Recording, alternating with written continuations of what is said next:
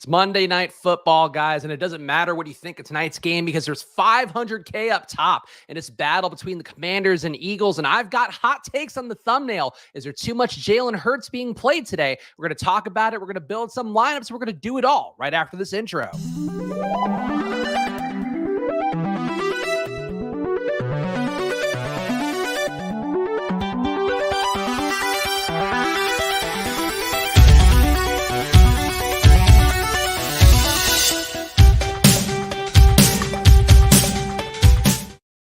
Hello, everyone, and welcome to another edition of Splash Play, the fantasy football podcast for every game under the sun. And once again, I'm Chris Spags, joined by you guys today in the chat, you guys watching after the fact, you guys leaving a comment for me to reply to, because that's how much I care. So please make sure, of course, you are subscribed to the channel, hit the like button, comment down below. It means a lot to me to help continue to try to grow this channel here as we fight some of the changes we've been making here. One of those big changes, of course, Mondays now, a Showdown exclusive show here on Splash Play. Thursdays, another Showdown exclusive show on Splash Play. And that means tomorrow will be our Panic Rankings. Wednesday will be the Fancy Data show. I'm going to try to make them a little bit shorter, make them a little bit tighter, make them a little more direct. So help me out here. Subscribe to the channel, hit the like button, and leave a comment down below. And shout out to OG Mans fans. Spags is the bringer of nugs. That is true. Both literal, I shouldn't give away my proclivities, literal marijuana nugs, literal nuggets of information. Either way, guys, we got to start to build some lineups here. I'm going to pull up DraftKings so we can see what we have going on in the world of showdowns. And I have prepared a little bit in advance, but I'll tease out some of what we're going to do on Fantasy Cruncher. Of course, I will pull up Fantasy Cruncher, show you guys all my information, show you guys what I'm trying to do on there tonight. But for now, let's pull up the DraftKings actual building screen here. Oh, wow, looks 5K balance sheet. No big deal, guys. I'm just a big baller over here who actually won some money this week, which makes me feel good. Justin Fields chalk rise up. Dameon Pierce faders. If you guys are watching me on Stochastic, happen to make a pop in on their live before lock stream, I did actively talk about how I wouldn't play a single share of Dameon Pierce. That ended up paying off. Other things perhaps not so much. Treylon Burks did not pay off, but still nice day overall. And I'm going to spend a good amount of it on the Showdown here. Shout out Lunchable Connoisseur asking, how was my weekend? I think overall I had a 50% ROI on my numbers, so nothing too bad. Certainly not an outlier day, not one where I'm flexing on Twitter about this one, but you can continue to see my balance slowly come down after I play aggressively on the Showdown slates. Either way, the one thing that I do want to point out right away for this stream, which I think is going to be important for all of you guys tonight, Jalen Hurts at captain. Everybody is going to play Jalen Hurts at captain. I ran the optimal crunch before the show. I'll run it again here in a little bit, of course, using the stochastic data. Jalen Hurts came up in 96% at captain of the optimals that I was running. Let me see where, I'll run that in the background here again to just make sure that didn't change too much. But it really looks like Jalen Hurts is going to be unavoidable. Obviously, it makes sense. He does have the rushing floor, does have a lot of red zone equity, does also have the ability to create an outlier game for his pass catchers. Devontae Smith, who you may hear about on some other streams out there, it is in fact Devontae Smith's birthday. So that means that statistically, he is locked into the biggest game of his career, though I think actually apparently ETR was saying that he had 2 touchdowns on his birthday last year. So if you really do want to play a narrative, there's a narrative for you to play up top. But to me, the whole thing of this slate is going to be that Jalen Hurts is unavoidable. So if you are playing him at captain, especially, how do you get different? How do you find some ways to build different teams? How do you do something that'll give you a shot at finishing in an unduped first place, which is always going to be the goal when you're playing Showdown? It's not going to be easy, but it definitely is going to be one where if you hit this right, if you get the situation nailed correctly, if you find the right mix of overall build, 5-1 Eagles builds are going to be very popular. If you do that, you're going to have to get creative as well in terms of low-owned plays. But if you find that right low-owned play, if you find that right, tweak to construction, or if you just don't play Jalen Hurts at captain, I think you're going to actually have a pretty good shot at winning some money this weekend. On DraftKings, though, for the sake of this exercise, I'm just going to try to build a team that I think would be good overall, that does actually give you some upside, maybe, and we'll see salary-wise if it's maxed out, but probably will not be. D. Owens is liking the look of Gibson captain with Samuel, and then Eagle stacks. Interested to see how it looks in crunches. I got to imagine that won't come up a lot, but we'll find out in a little bit here. So if I'm playing Jalen Hurts, let's lean into the birthday narrative. Let's take the lesser owned piece. Devonta Smith here, of course, has not had a lot of outlier games. You can see last time out, just 4 fantasy points. The time before that, 7. These are guys for Showdown that make even more sense to play because we all know A.J. Brown is great. In my opinion, A.J. Brown is several tiers above Devonta Smith as a receiver in terms of the upside, the ability to be a number 1 receiver over the course of time. Devonta Smith for a single game slate against a Commanders team that overall Defensively, pretty good against the pass, but still one that can be beaten. Also pretty good against the run, and they are worse against the pass. So that's something where Devonta Smith can be targeted pretty decently. They also do run a good amount of zone overall.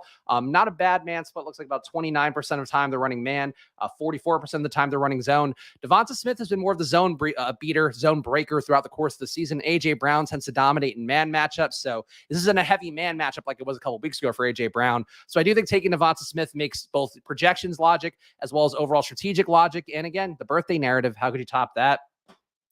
Pious Devil like Smith at captain. It's definitely a way to get different. It's a way to try to capture the production. Ownership wise, actually, let's see where Stochastic has Smith. If you were to play him at captain, if you were to play him at captain, it looks like they have him as a 7% owned captain play. So the way to think about that is that right away you're getting different from 93% of the field. You're also increasing the bet on Devonta Smith. And I will say straight away, like Jalen Hurts is the best play on the slate. So let's not get that confused. I might make a thumbnail that says, hey, he's too much, he's too expensive. I might say on here, like, hey, try to think about what a lineup would look like without playing Jalen Hurts. But that's just trying to get unique in showdowns. That's just trying to sort of find a chance for you to build a good lineup that gives you a chance to win, while doesn't go with the same conception everybody else is going to have. The same conception everybody's going to have is that Jalen Hurts is a monster play. He is every single week. I'm not going to tell you guys he's not that, but where you make your money is by trying to get a little bit different off of that, or be willing to not play the guy entirely. Like, what if Jalen Hurts, it sucks. Like, what if he tears his ACL in the first drive of the game? Like, that has happened before in the past. And it's not like you're trying to bank on those outcomes, but accounting for them being a possibility in a world of infinite possibilities, I think is an important thing to consider tonight. For the sake of this exercise, though, let's keep building a Jalen Hurts captain lineup. I think people want to go naturally to Miles Sanders, even if they are getting cute, not playing A.J. Brown. So we have Hurts, Smith, Sanders. Who would be the favorite commander to go with? I think based on how it's gone recently, Terry McLaurin will likely be a popular play that people would want to go to. I think the bloom has been off the Brian Robinson rose, so you might see, Gibson you can't get to here. The field, I'm wondering, I think they would probably play Gibson now, because I feel like the field has always liked Gibson based on how he was going in best ball drafts. The fact that he has had some season-long success throughout the course of the previous years as well, though not so much within this season. I feel like Logan Thomas also people will jam in just because he is cheap. He's a name people know. So this build to me, I think is starting to take on some texture here, where you could go to a 4-2 Eagles build. You can go to a 3-3 kind of build that doesn't make the most sense with where the Vegas total is, where you have Philadelphia, 27.3 implied points, Washington, 16.3 implied points. So an 11-point spread favoring the Eagles at home in this spot. Nick asking about Quez. Quez is an interesting one. Quez, you can get into this one as well, and I think that actually would make sense. So this is one that's, I think, got a decent shot at being duped because it is a 4-2 construction, which is going to come up pretty handily. Jalen Hurts, a captain, also going to come up pretty heavily as well. But I think this is the kind of build the field will try to get to more, where you're getting a little bit of the pass game of the Commanders, a little bit of the run game of the Commanders. You're maybe trying to make some logical leaps with Hurts. And this is one where maybe the decreased ownership of not having A.J. Brown and Jake Elliott for the Eagles, their kicker, is going to come up a lot based on the projections out there. He's actually looking like the best value play on the slate, but that means he's a play that for a showdown, you can try to get away from a little bit, because he makes any guy who makes lineups work too well and they're not like easily a play that's going to hit. I think that's where you can start to take guys out. So Jake Elliott is one that I think I might actively try to fade tonight. But this kind of build, I think, is where the field will start to go towards. And it's one that with only $300 left on the table in salary and Hurts at captain, I don't think you're doing enough to get different overall. Like, omitting Jake Elliott will get you away from some portion of the field. But I think relative to the field overall, like, this lineup will be duped. And if I had to guess, 50 to 100 dupes feels like about right to this. So not the kind of lineup I would normally want to play, but let's see some ones that I would want to play. And let's talk to Nick here. Like, Nick is one of our guys who I appreciate the most. You bring some wit and some wisdom as well along the way. I'd like Quez if he was a lot cheaper, since the Philly offense is so condensed to A.J. Brown, Smith, Goddard, and Sanders. I mean, that's the thing with Quez, is like, he should be the kind of play that bubbles up in formats like this one. That said, I played Quez in that showdown for the last Eagles game where they played the Texans, and I can tell you Quez did not get there, though. I had a couple looks there that seemed like they could have been something. Someday it'll pay off, but it feels like it's more likely to pay off in a utility role than a captain role. And I think that's something where, Quez at captain, I think, will come up throughout the course of the lineups we build today, but it's not one that I'm dying to get to. But let me pull up Fantasy Cruncher here, and let's build some actual lineups to see what we could identify as the trends. And by the end of this video, if you're new around here, one thing I will try to do every single time out is identify some of the key trends based upon what we're seeing, and give you guys 3 takeaways that I think the field will be building and relying on pretty heavily to build their lineups. So let's see what that looks like here. course, Fantasy Cruncher as well is the optimizer I use. ETR is the solvers, picking up some steam in terms of obviously a lot of guys that they have on YouTube promoting it on the reg. That's one I think that does some similar things that I would advocate for. But at the end of the day, you want to use something to do the math for you and try to identify things that, even if you're hand building based off of projections, you're going to make some stuff that's just not going to be optimal math. So it's important to use an optimizer if you are trying to be a serious player. I think even if you're doing 20 maxes, I would try to find a way to use a free optimizer or pay for Fantasy Cruncher, or get them, brown nose them till they give it to you for free. All right, let's check our settings here on the back end. We want max 5 players against the defense because the defense can get there in showdowns regardless of the situation. We do want to use a lower projection threshold. 0.1 is what I always put in. Randomness, we're going to leave off for now. I have my groups made. I'll walk you guys through the groups in a second here. Let's just disable that. All right. Let me make sure I have the most recent projections again. They're updated. Updated 30 minutes ago. All right. So actually is going to be important to update the projections here. And this is how you upload your projections. If you're not familiar with Fantasy Cruncher, you just quick copy paste in here, delete the other columns. Boom. I make it look so easy, guys. And it is that easy with Fantasy Cruncher.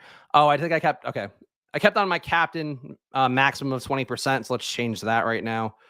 All right, let's run this again. And you'll see what I'm talking about with Jalen Hurts. I think he should be, unless the stochastic projections changed a lot since I was pulling him a little bit before the show, you're going to see a lot of Jalen Hurts. So 80% at captain, 20% overall. So Jalen Hurts officially in every lineup with a 25 lineup optimal crunch. The most optimal lineup overall, the one you would want to play in cash based on right now, of course, as I talk about every single time I do one of these shows, as we get closer to when the game starts, as we get closer when the inactives and actives come out, really important to watch that stuff because if some guy gets ruled in that wasn't ruled in, he could be a $200 player that catches a touchdown. So that's an important one. And we got OG Mans fan asking who's the $200 cheapie or 2K less guy.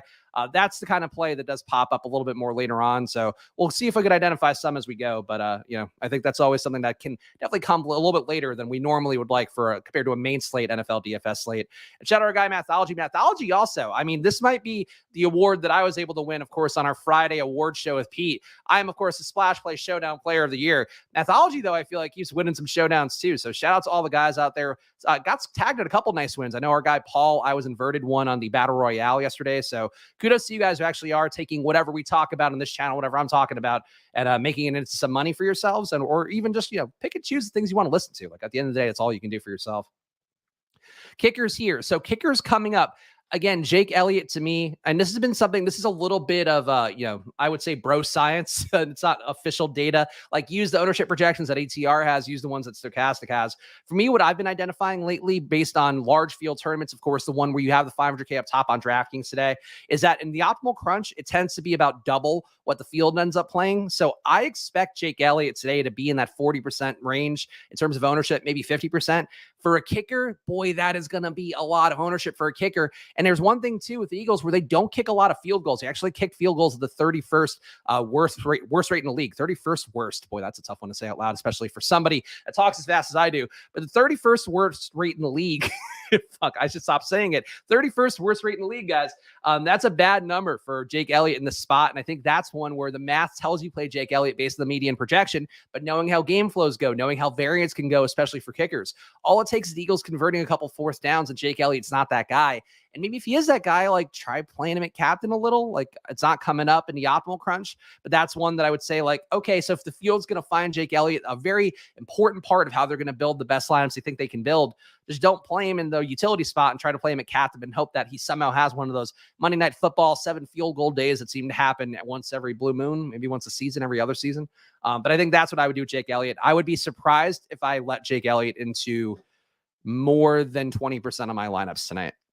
And I'll be playing my usual 80, 40 in the big tournament and 220 maxes because that's what it's my bankroll dictates I should play every night. You guys, of course, should be responsible with yours if you're doing that as well. Eagles with touchdown at punt. It looks like from that. That's where this is weird. And that's where I think it's important to do, like we talk about a lot in these streams, where you kind of have to combine the real life football analytics stuff and not just stuff like, yards per rush, yards per pass and all of that, the basic kind of boomer counting stats, but the advanced stats, like, Philadelphia defense, according to our Football Outsiders DVOA, Philadelphia is absolutely oppressed pass games overall. 28% decrease in pass game production going against the Eagles defense so far this year. That doesn't mean you don't play Taylor Heineke, but it does mean you can start to think about, okay, how does Heineke get there? If they're going to really shut down the pass game, if they're going to constrict Terry McLaurin, Jahan Dotson also coming back will sort of, I think, pull a little bit of shine away from McLaurin. But I think that means Taylor Heineke runs more. And normally a QB like Heineke, I would try to force in a pass catcher with him, because the logic would be that a pass catcher could sort of easily beat a QB on DraftKings because of PPR points. In this situation, like Heineke can easily run for the touchdown tonight, because you're going to see those pass catchers be defended so well by the Eagles defense. The Eagles actually have struggled against the run on the year, giving up a 0.058 EPA per play on run plays, a 47% success rate, both of which are towards the higher side of the league. So you have an Eagles defense that defends the pass well and also doesn't stop the run well. That to me seems like an Antonio Gibson spot, maybe a Robinson spot if you want to talk yourself into that, but certainly one where Taylor Heineke might be able to find some room to operate and actually get out of the pocket and do the stuff that he does well. So I think, to me overall, like trying to merge the analytics with the actual projection data is the best thing you do for yourself. And with kicking stats like that, like the Eagles don't want to kick field goals. So why are we going to play a kicker like he's a crucial part tonight? That's the kind of question you have to ask yourself. So to stay off Elliott, what do we know about the Commanders' red zone defense? The Commanders' red zone defense overall giving up 4.2 points per possession. Actually stuffing plays at a pretty good rate, a 19% rate, though for what it's worth, like a good stuffed run rate is like 16% if you're going against them. So it's not like a big discrepancy there. But it does seem like you're just expecting the Eagles' offense to be good enough that it doesn't really matter what the Commanders do. But I would think it does offer a little more opportunity for the pass game because the Commanders overall in the year, really bad rushing numbers going against them, minus 0.159 rushing EPA against them, a 35% rushing success rate. It doesn't mean the Eagles can't get there, but it does mean you can maybe expect less big plays. So that sort of lends itself to like maybe it is more of a deep play on the passing side where you can target a Devonta Smith to feel good about that. Or maybe you're trying to play those closer routes and a Kenneth Gainwell looks a little bit more appealing than a Miles Sanders. That's the kind of thing where you want to get different looks, I think, if you are doing a bunch of lineups. Shout out Den. Shout out everybody here. If you're just popping in right now, please, of course, make sure you are subscribed to the channel. Hit the like button here. It means a lot to me. And actually, I completely forgot to do the one bit that I'm bringing back here in the sake of reclaiming my previous glory. It is, in fact, money time, guys, because we're building lineups. So let's flip this hat. Let's fucking flip this hat, in fact. Oh, yeah. Where else are you going to get lineups built by a guy in a $20 Amazon hat that looks like dog shit? Nowhere but money time here on Splash Play, ladies and gentlemen. So, I don't know if that's a good thing or a bad thing. You decide for yourself how you want to spend your YouTube time. But let's put on the settings. Let's run a bigger crunch and see what we can get. And also see, too, like I've always talked about, if the field's going to build 5-1 Eagles splits, try to build a 5-1 Commanders split. The one exception to that for me would be that, like, don't force it in. Like, if the Commanders aren't coming up at all and I run these high randomness crunches, I'm not going to go like I need to get Commanders in because there's a very high likelihood of 5-1 Commanders like split in terms of building 5 Commanders, 1 Eagle into your lineup. Like there's a high chance it doesn't hit. So it's not something I would necessarily force in, not something I would try to make myself get to, but certainly can be something that if you identify, even out of like 1,000 lineups crunch, you identify 2 that have a 5-1 Commanders build. I will play those, but I just want them to I want to come by it earnestly. I want them to have to earn their way into the lineup exposures. Let's put this. I'll put 20% max exposure for these just so we don't get everything Jalen Hurts as captain. But again, be prepared. Jalen Hurts a captain. That's one thing right away. The field will be building heavily with Jalen Hurts as captain, and the field will 100%-ish have Jalen Hurts in every lineup, whether it be at utility, whether it be at captain. So you got to decide which side of the aisle you're going to fall onto. Den got his Christian Watson's to me yesterday, ready to blow it all in Showdown. Good play. It's fucked up because I was thinking about playing Watson just because the price point worked with a couple lineup builds that I was landing on once Tony Pollard got officially anointed to be the starter was no Zeke. And Tony Pollard to me was the guy that I played in every lineup instead of Dameon Pierce. And obviously, that worked out well. Not always going to be the right play, but when Pierce has been seeding up all week, Pollard is a last minute play that comes along. I think it does make sense to go heavily towards that other guy. But I think with Watson, like, I just didn't see it. I just didn't have the faith in the Packers, and they have their best game of the season. So that is something to keep in mind here, where even with, a half of the season in the books, even with all this data accumulated, like you are going to see sometimes where things happen and it's like nobody was calling that. And I don't think there's anybody in the industry that was like, oh yeah, against this Cowboys defense has been so good. This is where Aaron Rodgers is going to figure it out and Christian Watson is going to get going and Aaron Jones is going to get going. I think if you made that pick, like you are either holding a literal crystal ball or you're just talking out of your ass, hoping that it pans out. Anthology's horny for money time. It's a different kind of money time. That's a money being exchanged for goods and services time. Is this B. Robinson's first primetime game? Seems like they may want to get him in the end zone. It's going to be that feel-good comeback story. I think they had a Thursday night football a couple weeks ago, and I think actually did get into the end zone on that one, if I'm remembering correctly. But I'm pretty sure they've had at least one national game, and I feel like it was Thursday night football, but somebody I'm sure will correct me if I'm wrong. Robinson, though, it's worth pointing out, like people kind of have filed him away as this plotter guy, and I was looking at the numbers before the show. So Robinson on the year has a 13.4% avoided tackle rate. So that means how many tackles he's missed compared to how many touches he has, basically. Antonio Gibson's only got a 10% avoided tackle rate. So we've kind of filed away that, oh, Gibson's the guy who's elusive and going to get into space, but Brian Robinson's actually missed more tackles. Yards after contact, too. Gibson has 2.7. Robinson has 2.6. So I think people are going to treat it like they're very different plays. And certainly, more pass game work, more routes run is going to go to Antonio Gibson's way. But in terms of the run game, like I think Robinson going to him tonight makes a lot of sense because Gibson's going to be more obvious, I think, based on his role recently. Shout out our guy, Nick. Of course, go check out there. Nick's got his own branded channel by Stochastic. I didn't even realize that. But yeah, Notorious Fantasy. Great job by Nick. Nick, one of the young guys out there doing it. We like to support the guys on the upswing, like the Nick Leprys of the world. So go check out his channel, see what he's doing over fantasy-wise. Watson saved your day. Good for you guys all landing on Watson. My one take was I'm just going to play a lot of Fields and be okay with that. And also I'm not going to play Dameon Pierce. And that was basically what I went forward with. I tried to force in some Travis Kelce, which was fine. I did the Stochastic show yesterday. That was like at 8:30 a.m. start East Coast time. And it was one of those things where like, I want to do that show. I had a lot of fun doing it. Great hanging out with Ryan. Of course, he did Splash Play and did an optimizer show with me to help me get some of the stuff here and talk to you guys about it. And Josh Engelman, one of my best friends over there as well. And had a great time doing it. But at the same time, like it put me behind the 8 ball enough for lineup building that I was scrambling to get that shit in with 2 minutes left to go. So that's did not get the lineup exposures I wanted because I really wanted to force in a lot of Cole Kmet and Justin Fields. I didn't do it. And it's definitely one of those that bummed me out that I just couldn't get there because of my sacrifice in the name of content and those rich Stochastic paychecks. Oh, there we go. CNF versus Washington. Nick knows. So that was, I think, the one where Brian Robinson got in and then, was basically worthless besides that. But point being, though, I just don't think Gibson is like a better player than Brian Robinson based on what we've seen on the field so far this year. Gibson a better pass catcher, at least in terms of how he's getting trusted with that route. Robinson's running 6.6 routes per game. Gibson's running 14.3. You'd expect more of those to go Gibson's way, but think about how coaches think, which is something we talk about a lot in these streams that I've been doing. Like, it's all a chess game to them. So if the coach is going to think like, oh yeah, like they are going to try to stop Antonio Gibson, you could see Ron Rivera call a pass play for Brian Robinson and it wouldn't be shocking. So, overall, I think that's a perfectly fine play today. Willie K got us Jokic Silver Prism PSA 10 auto in the mail today. Fantastic. Hey, kudos to you. If you guys are happy collecting real products, more power to you, man. That's not everything that's ever been in my heart, but I support anybody that can. Though I did accumulate, I feel like a lot of comic books from just being a kid and then keeping them. You're like, one day this will be worth something. And then as a teen, I was like, this will never be worth anything. And there might've been some gold in there. Who knows? The Robinson stat, is that from FO? How often are you scraping through FO to maybe give that bump to go in on a contrarian play? So the Robinson stat, I think, is actually from, let's see. That's from my PFF data. So I've mentioned on the fancy data show that I'll do, which again, this week will be on Wednesdays and will be a little bit shorter form. And I'm going to try to pull like one cool stat from each team, I think is what the goal is going to be for that show. Again, 2 p.m. Monday to Thursday. And then Friday, the main event with me and Pete at 10 a.m. is going to be the new schedule here on the channel. But that's from PFF. For Football Outsiders, I use their DYAR stats on the year. Actually, in terms of rushing DVOA, it looks like Robinson and Gibson are pretty much the same. Gibson is a minus 11% rushing DVOA.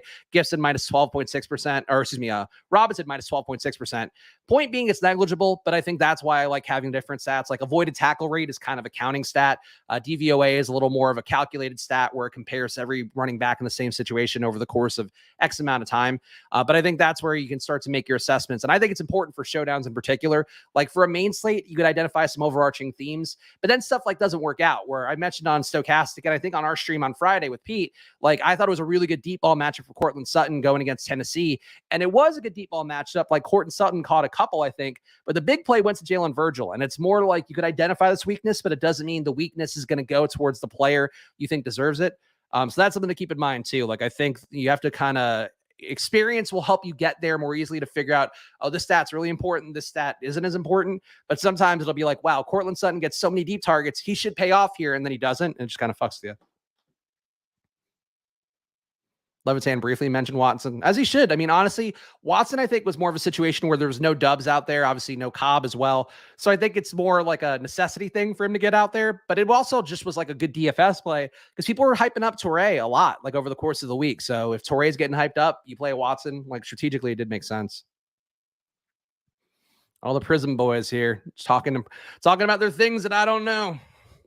I only know one thing in this world, guys, and that's showdowns. And that's why you can call me your showdown player of the year, but not your splash play host of the year. Of course, that award went to Pete on Friday's stream.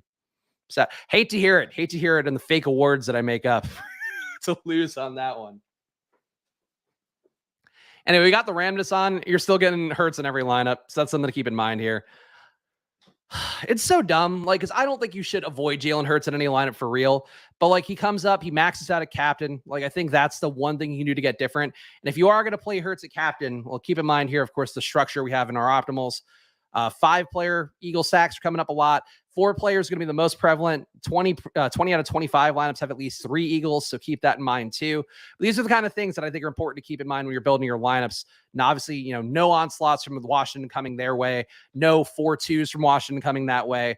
But a lot of people will build at least 3 Eagles into their lineup. So that's one way to get different, especially on a slate where it's like more competitive. Like this game, you expect the Eagles to score some points. If you play a 4-2 Commanders build with the Eagles, like you're probably just trying to hope the concentration of production goes to one spot. So like you hope that AJ Brown is an outlier day and then Miles Sanders is an outlier day. And that's all the touchdowns and all the yardage.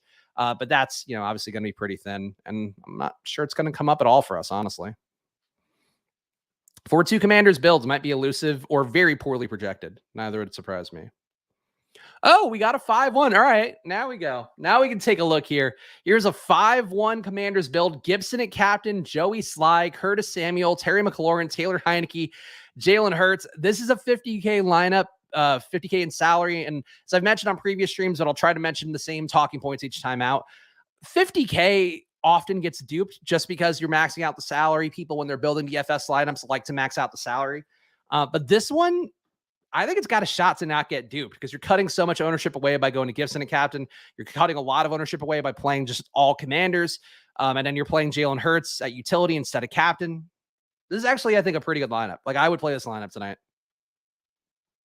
And my good lineup, it's all relative. Like, it's not actually good because the Commanders are not actually good.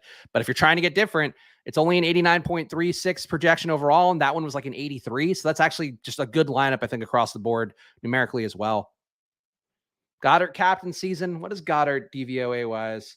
So going against the Washington defense has actually been a 32% decrease in production for tight ends on the year, according to Football Outsiders defense versus receiver stats. So I actually might move away from Goddard when I see a stat like that. It depends on the ownership, depends how frequently and easily he comes up. But those are the kind of things where I think that's when you combine the data with what is happening in your optimizer, and you can go like, he's not that good of a play on paper. And maybe you could start to poke holes in it, or at least come in a little bit under the field and where they're projecting to be.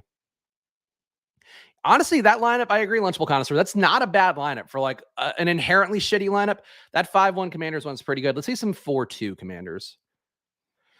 Again, you can make the case for me, like I should just play all these 4-2 Commanders and whatever 5-1 Commanders ones come up, because that's what you can do if you're not maxing out the tournaments. Like, I would worry less about your exposure. You just want to give yourself the purest bullets you can, so when they do get to the top of that, that leaderboard, you actually give yourself a chance to win it. And I think inherently, if you were just playing, X amount of lineups and you're getting away from a lot of the 150 maxers are going to construct things as well as the casuals. That's, I think, when you actually have a shot to win it all. So I might just walk right into the buzzsaw with this one and play a lot more Commanders because they're coming up at 33% randomness, and that absolutely surprises me.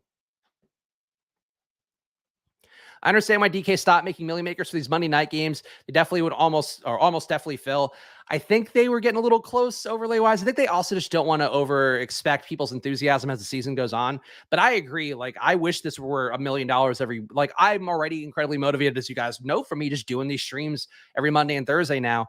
But like, I think showdowns, and this is why I'm willing to do these shows and why I think you guys should play showdowns, it really is a beatable format. And it's not like you're going to win over the course of every single slate. But if you play the right way, you play differently from how the field's going to construct things, you'll win more often than you lose. And if you do, at least, lose a little bit, you're going to lose in ways where it's like, if this went just a little bit differently, you could have won it all. And I think that's what Showdown affords you that main slates don't. Because like main slates is a lot of noise, a lot of shit that's distracting.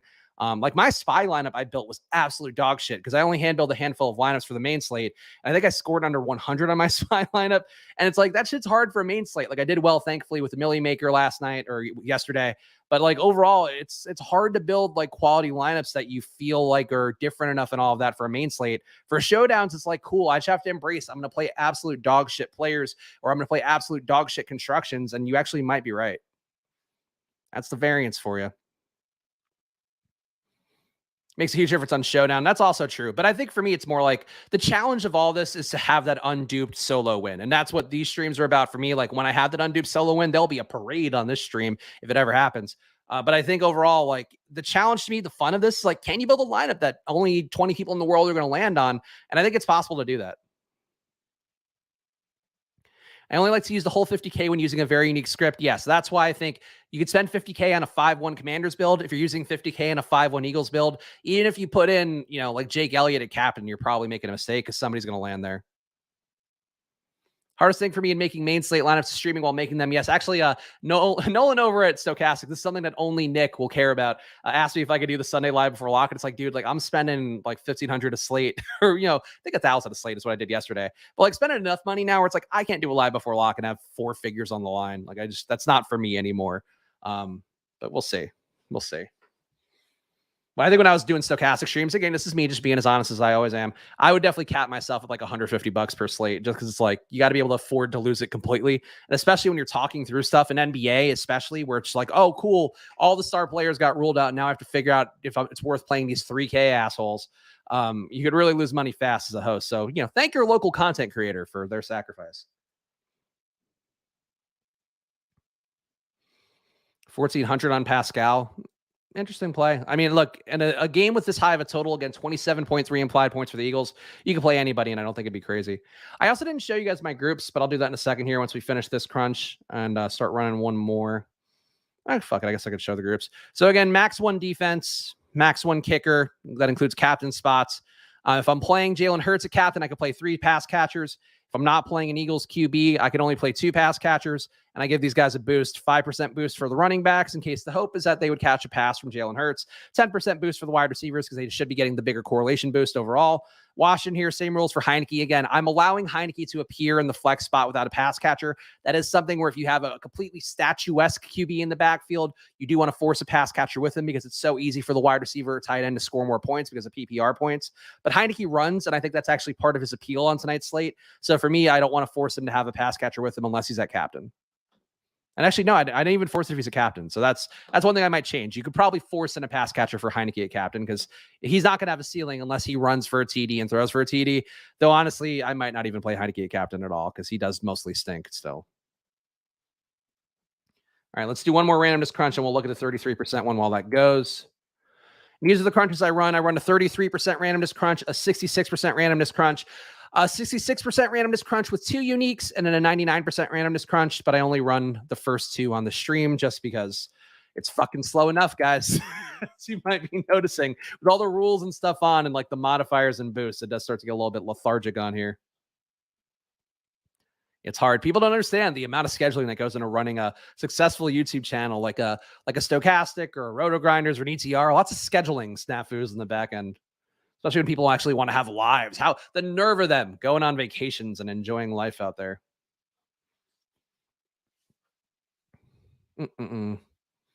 Jalen Hurts. Jalen Hurts finally not coming up in every single lineup, so we got that going for us.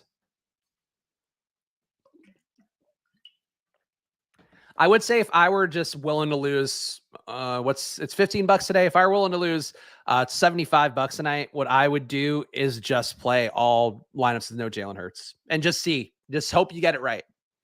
So that'd be my advice to anybody out there who's like really on a thin bankroll and you just want to have a little bit of skin on the game. Or actually, yeah, you don't want to do like a whole optimization like I'm doing here.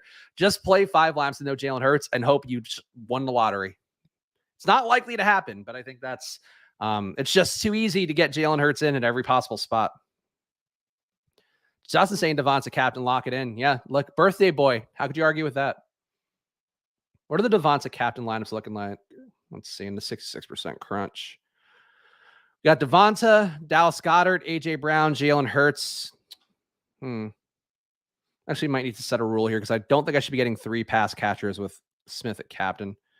But Bates and Samuel, okay. Logan Thomas in a 5-1 Eagles build. Playing only Logan Thomas, I feel like is kind of unique, even though I do think Logan Thomas is a play that casuals will gravitate towards because he has been good in fantasy before. But we know as people who are paying way too much attention to this that he is older and probably a journeyman, and also probably his knees have not fully recovered. What contests do I usually play in? I normally just jam a few single entries on Showdown. So I do 40 entries into the big tournament. So whatever for today, that'll be the 500K up top one on DraftKings. And then the 220 max is the 20 max play action and the 20 max $1. And then what I mostly do is pray that I don't get the good lineups in the shitty tournaments that have less of a prize pool. But yeah, I can't justify spending 150 max on $15 for showdowns because like the way that I play, as you might notice from the stream, is like I play being willing to lose. Like I'm willing to lose money if like, you know, if I just take a hot take that gives me a shot to actually take down first. And if that's wrong, fuck it.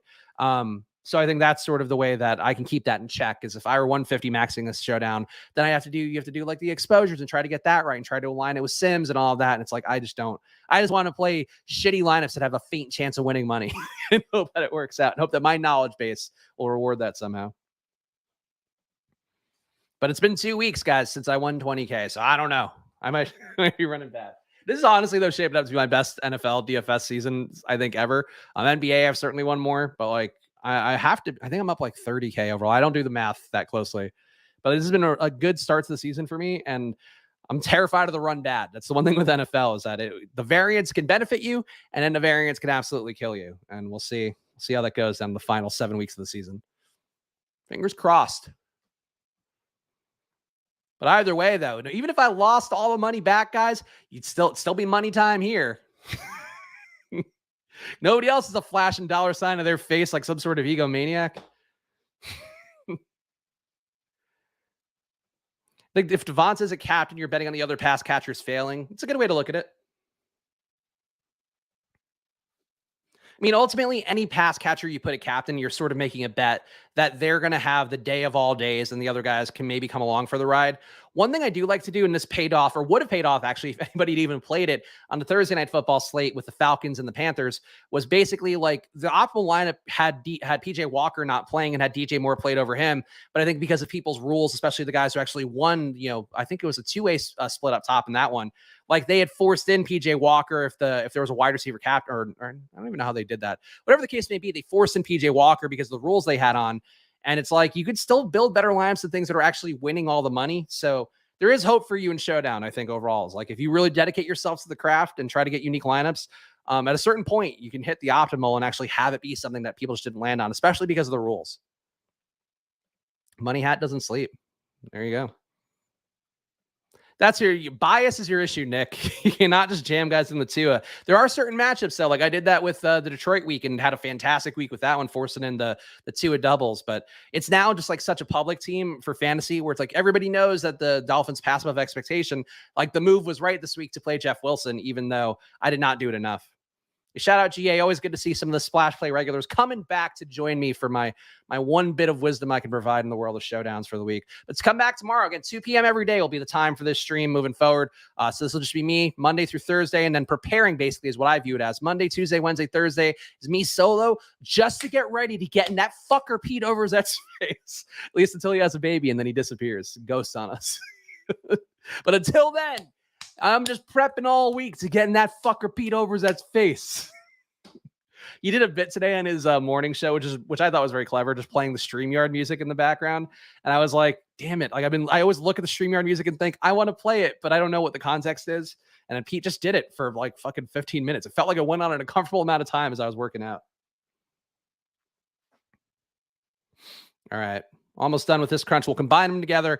We'll pick some actual lineups that I think would be worth it for you guys to play tonight. But obviously, no pressure. Follow your heart. And if you want to fade everything I'm doing here, bless your heart. I'm not a Southern person, but I know that means something kind of shitty. So bless your heart. But I think you're going to do better following my general advice, even if not the specific plays. Because specific plays, kind of like best ball, just don't matter. It's just about the overall approach. All right, let's copy this over to the batch.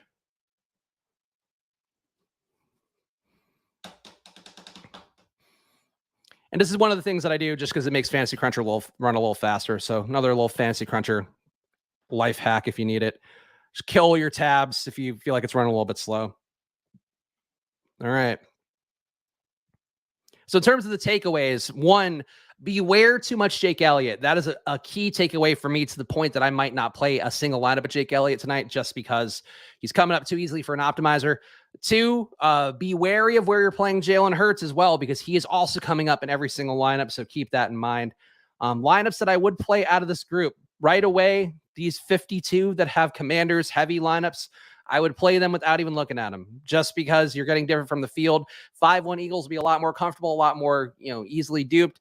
These ones, I can tell you, not a lot of people playing Jalen Hurts at captain. You can make the case this is probably not a great play, but because you do want to get some correlation. If you're saying Jalen Hurts is his outlier game, like who's coming with him on that ride?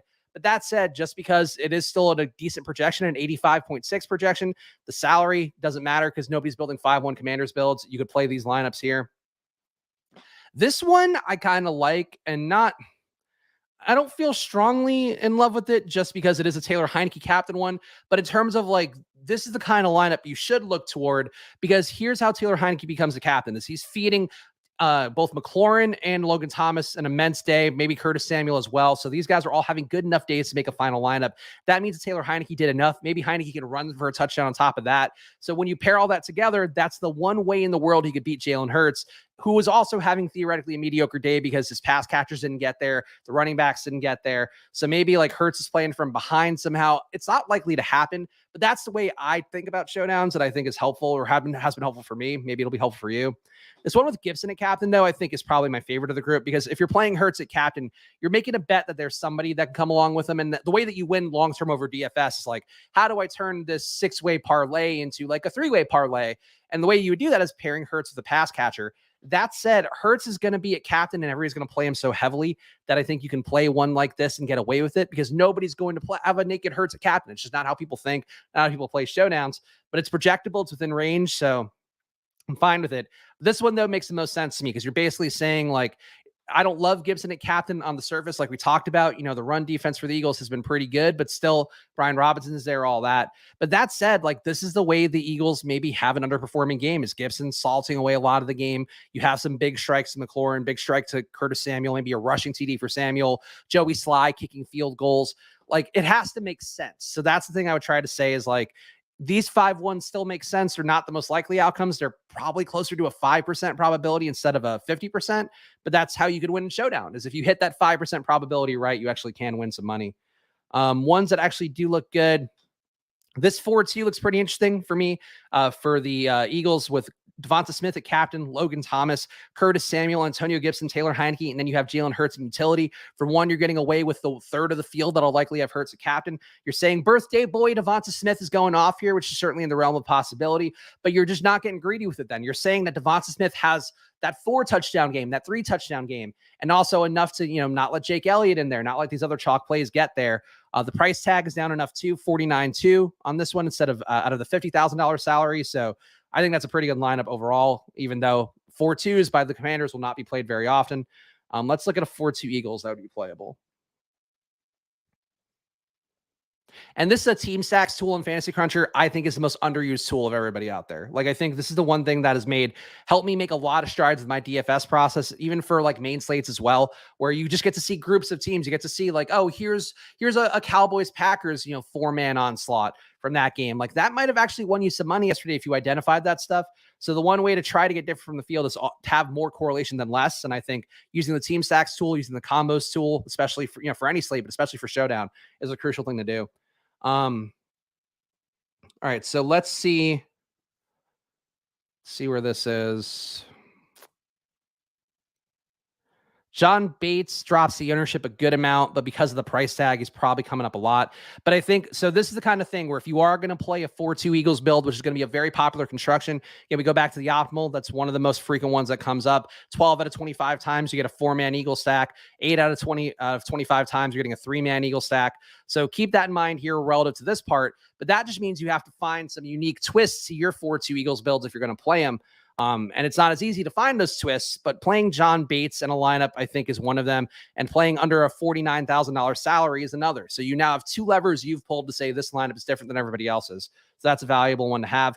This one, too, under 48,000, Logan Thomas, Antonio Gibson. You still get your Hurts captain. You still get good pass catchers with him. You still get chalky Jake Elliott. I think you still could take out Jake Elliott. That's the look, he's everywhere. Jake Elliott. Don't play Jake Elliott. I think he's a good projected play. Well-projected kickers who are just two important parts of how people are building on the night, I think are always bad plays to me. So, cut the ownership. Like, let's not even say full fade, but get less Jake Elliott than it feels like you should get because he's just too obvious. He's coming up fucking everywhere. Like, that's one lineup without him. Hurts at captain. Then you have to pay an ungodly amount for the Eagles' defense to get different there. 6,400 for a defense is brutal, but like you're getting away from the Elliott chalk. You're also playing the fact that the Commanders might stink. And that's certainly where the Vegas totals are pushing towards. So that one looks good to me. And even though it's a high price tag, you're still probably different enough, I think, to be okay with it because you're playing this defense. You're not playing the kicker. That helps. Armani Rogers, like 15%. If I'm thinking the field is going to play 40%, yeah, like I would say max 20% exposure to Jake Elliott feels about right to me. But if you want to go for the gusto, and I do think you are rewarded for going for the gusto, I would play zero. Like I would be comfortable playing zero Jake Elliott. And if a kicker on a team that's 31st at kicking field goals beats you, then fuck it. Like then you weren't destined to win. But it's just like, this is insane. If you're going to play Jake Elliott, like play him at captain, then like say he's really good, then cool. Now you've doubled the bet that everybody else is making and improved upon it. This one with Elliott at captain, Curtis Samuel, Antonio Gibson, Dallas Goedert, Miles Sanders, Jalen Hurts. You're getting enough low-owned pieces in there by just going to Elliott at captain, but you're also, salary is a little bit high, but still not that bad. Do I backtest my average dupes in Showdown? I've started to worry less about that because I think people get like the thing that's most important to me, Greg, is sort of just worrying about the overall constructions. And if you do things that are different, at least in one or two spots in construction, whether that be a lower salary, whether that be an under 10% owned guy, you're chopping up the field enough anyway that it doesn't matter. So like, I don't think it's as important as people make it out to be. I get being slavish to some product and product ownership and all that stuff. But like, I think that that's something where, I think people have now gotten too cute with that stuff and just play lineups that are a little bit different from what everybody else is doing easily. And that's enough for you. Jake Elliott does not wear a money hat now. He's got, like, honestly, if he fucking kills me tonight, you can play it back and go like, oh, Spags is so wrong about Jake Elliott. If I'm fucking wrong about Jake Elliott, then kudos to Jake Elliott. I hope he's having a great day. And there is the little logic too, where it's like, if the Eagles are 31st in kicking field goals, like at some point they're going to find their depth and get to the middle of the pack. So maybe Jake Elliott kicks 7 field goals tonight, but cool. Then play him at captain, like play him at captain for 20% of your lineups and do it that way. Just don't play him at utility. It's too easy to play him at utility. I feel like the Philly defense ownership is going to be real high. That was something that Cody over at ETR, of course, who's done Splash Play, gave some fantastic advice on here for the Pro Bowl that made it impossible not to make money on that a couple months back, or I guess, well, now almost a year ago. God, time flies when you're having fun. But he was saying that, like, basically on that Thursday night slate where they priced up the Eagles against the Texans, I think they were at like 7K in that one, and they were still played 30% of the time. People will play the defense. So, yeah, I think projection-wise, defenses won't come up a lot, as you're seeing only 9% of the time the Eagles come up. But so I think if you play the Eagles, you're playing lineups that are going to be closer to casuals than you are sharp players. So I still wouldn't mind playing the Eagles defense, especially in a 5-1 Eagles onslaught. But I think casuals will play the Eagles defense. And I think players, like the guys who are doing streams and shit, like they're not going to play the Eagles defense because they're going to think it's a fish play. And a fish play can get there in this kind of game, this kind of spread with, Taylor Heineke at QB. All right. So other builds that I would play. Is there any good cheap guys coming up here? That's a good question to ask. Dax Milne coming up? I don't know about that. I kind of wonder if this is maybe not a $200 guy slate too. But I guess if people will be saving a lot of money with Jake Elliott overall, maybe it is a little bit more so. Guys coming up here, we got Dax Milne coming up again. Craig Calcaterra. Or Grant Calcaterra. I think Craig Calcaterra is a baseball writer. Grant Calcaterra. There's your guy. 0.15 projection for Grant Calcaterra. Yeah, not the best projected play, but he's a guy who's getting a projection. And then if he's inactive, you don't play him. And that's how, that's the kind of opinion you develop on the Grant Calcaterras of the world. Anybody else cheap coming up? Feels like that's the only cheap guy. I guess Bates coming up one time at captain. This is an awful lineup. Don't play this lineup. Bates at captain with no correlation will never win you money, I would think. And then here goes John Bates, his 7th touchdown. Joe Mixon, look out. John Bates has exploded on Monday Night Football. It's almost as if some fantasy football host of middling success had cited him specifically as a failure. John Bates, he's running, he's throwing for one. Eat your heart out, Christian McCaffrey. Exactly. That's how it goes. That's how it goes. I don't like when Dad yells at us about kickers. I just care. And if you see a kicker popping up that much, that kicker's up to no good, my friend. You don't want that kicker in your neighborhood. All right. What's the lowest owned lineup out of curiosity?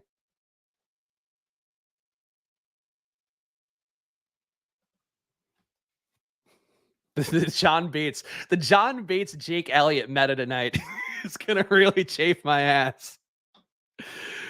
All right.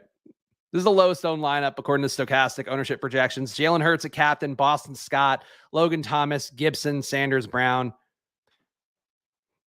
It's a lineup. That's the best thing you could say for it, is that it is in fact a lineup that you can enter tonight. What's the lowest dollar one that pops up? And again, these are some of the things you could do to try to find unique batches of lineup. Like, let's say, all right, I want that 5-1 onslaught of the Eagles so bad, but I don't want to be heavily duped. Don't even worry about the ownership. Don't worry about, like Greg was asking about, the back testing stuff. Just take your lowest salary 5-1 build that's popping up as projectable and playable. And this one still has a decent projection on it, 83.1. As we talked about, the optimal isn't that much higher at 89.4. So you're within a 10-point spread. It's perfectly fine. But then you're getting different. You got Goddard at captain. I don't think Armani Rogers is like the fantastic bring back you want to go to, but this one too, 47.3 salary, AJ Brown at captain. You're getting double tight ends here. You're still playing stupid Jake Elliott. You're playing Antonio Gibson. Like, it's fine. This is just one way to get different here. That's a lot easier for your sanity. That's been helpful for me. So I would keep that in mind. Just go down in salary, get still within a projectable range. You're good to go. Anybody want any specific lineups to be seen here? Any requests? I'm like a piano bar here on Fantasy Cruncher. Anybody have any requests? Please hit the tip jar on the way out as well, ladies and gentlemen. We're building lineups. Master Bates breaks the slate. I would have to call him Master after that if he fucking dominated me after I made fun of him. If John Bates in a 1-5 Eagles build gets there tonight at captain, I'm just done. I just shouldn't do this. I should just give up. But I won't. Terry McLaurin at captain. What does that look like? 3-3 builds. Fucking Jake Elliott. Jake Elliott's like the friend that's in the party that nobody invited, but he just won't leave. Get out of here, Jake Elliott. Straight up don't get it. Oh, this is an interesting one. Highest scoring no Hurts lineup. It's hard. That's the one thing the Fantasy Cruncher doesn't do that that Excel does a lot more easily, is you can just find a lineup without the guy more easily. But let's see. I mean, it's got to be down low projection wise, because we do have Jalen Hurts in 20.3% captain, 78.5%. So he is in 98.8% of lineups overall. Where can we see no Jalen Hurts? I feel like you got to go down pretty far. At this point, if you were really dedicated to not playing Jalen Hurts, I think you would just... Oh, wait, was that one? No, that was Hurts at captain. Fuck.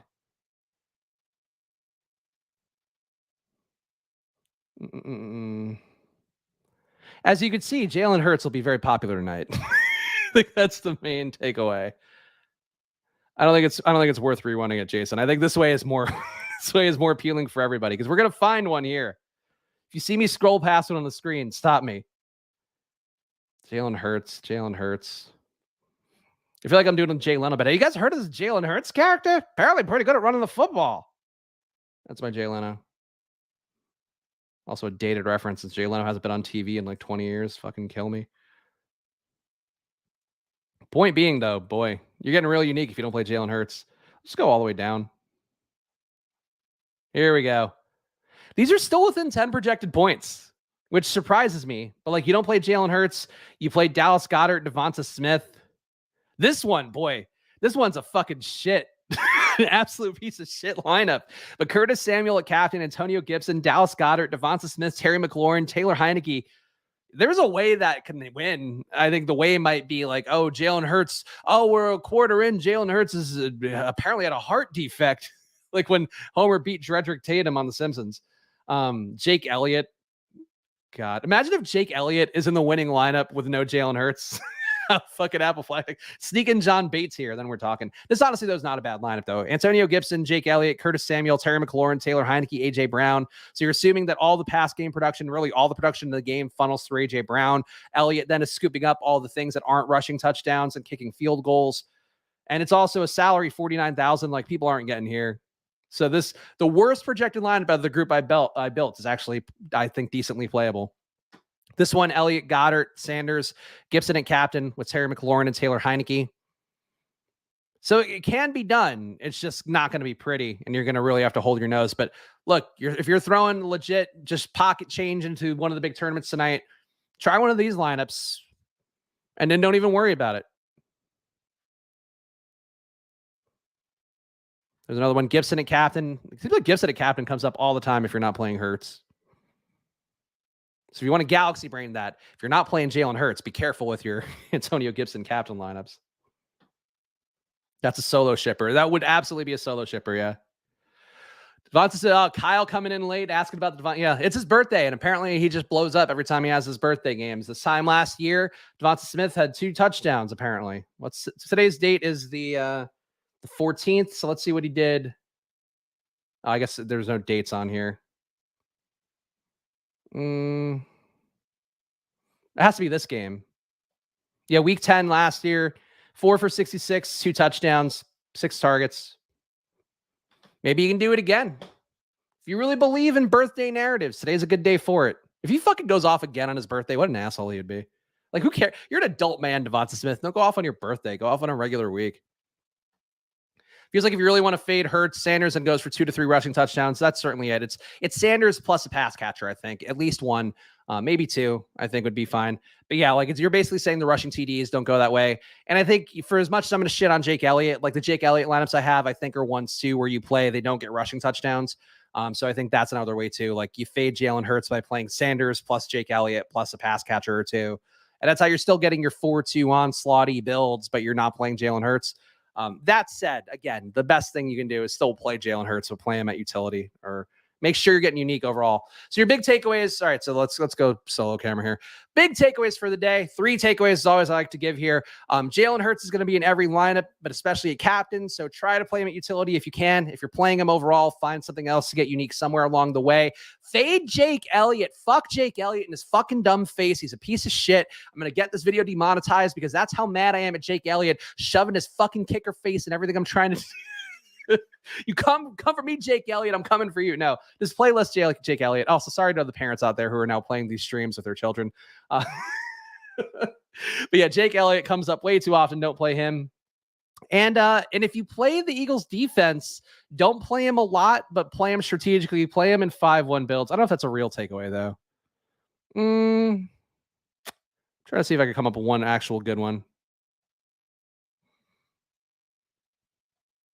Oh, yeah, don't be afraid to play an unstacked Taylor Heineke. I think that's one that I will be intrigued by tonight. I think he can easily run for a touchdown or 2 because Taylor Heineke is not a talent guy. He's a moxie guy. Moxie guys like to run.